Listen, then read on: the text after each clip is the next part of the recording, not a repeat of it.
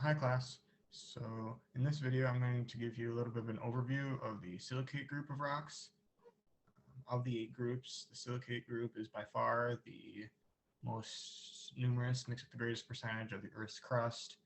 And so I'm going to give a little bit of an overview here. I'm going to direct your attention here to the, let's use this laser here, to the top table here.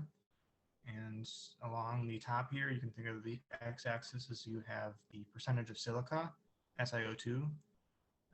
You may recall that quartz is pure silica, SiO2. This is the formula of quartz right here. But all silicates have some percentage of them made up of silica. And so you kind of have more silica down here, which are kind of more felsic rocks. You have a higher percentage of silica. And then all the way down here at the mafic and ultramafic end, you have much less silica. 40–50% of the rock may be made up of it, and the rest of the rock is made up of other things like magnesium, iron, other metals, calcium, more of calcium down in the felsic end. And so then along we can think of the kind of a y-axis here. So you have how fast the rock cooled, and so you have rocks that cooled more slowly. You've got granites, diorites, gabbros, and peridotite. And then you have rocks that cool pretty quickly, like rhyolites, andesites, basalts. And you also have rocks that cooled extremely quickly, almost instantly.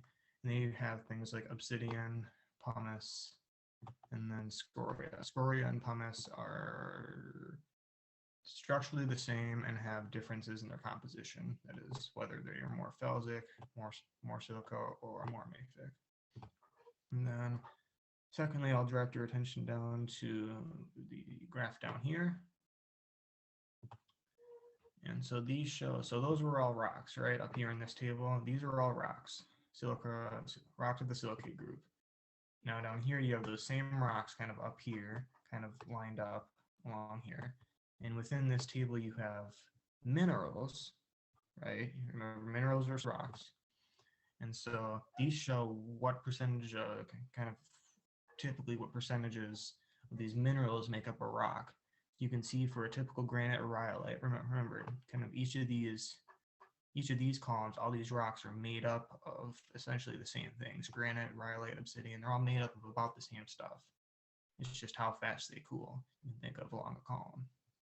And then you can think of a kind of across a row being, they're all made up of different things, but they are kind of structurally similar. And so you may show maybe in a typical granite or rhyolite or obsidian, you would just draw a line straight down this graph.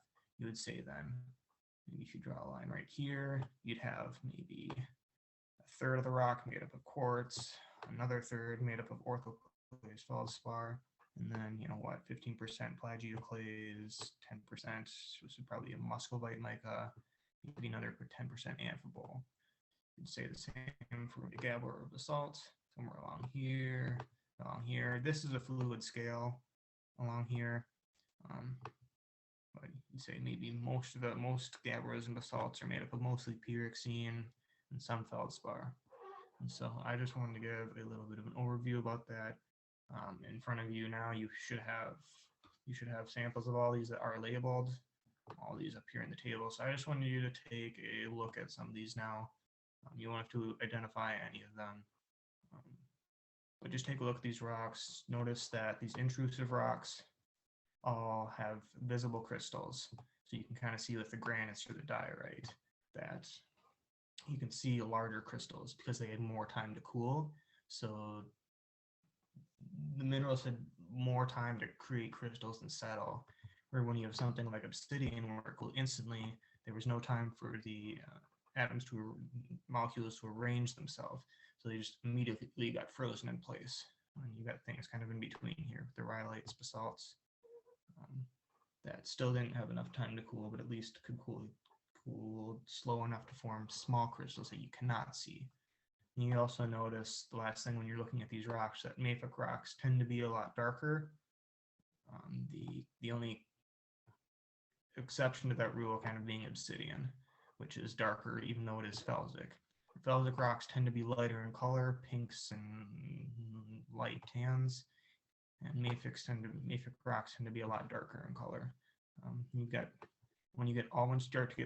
Once you start getting to ultramafic rocks, they start to be really green because all the green up here seen in both black. Plagioclase grayish, and the orthoclase, as far as you can see the highlights in the granite, it's very pink. So orthoclase feldspar is a very pink mineral. That's all for this video. Have fun looking at those rocks.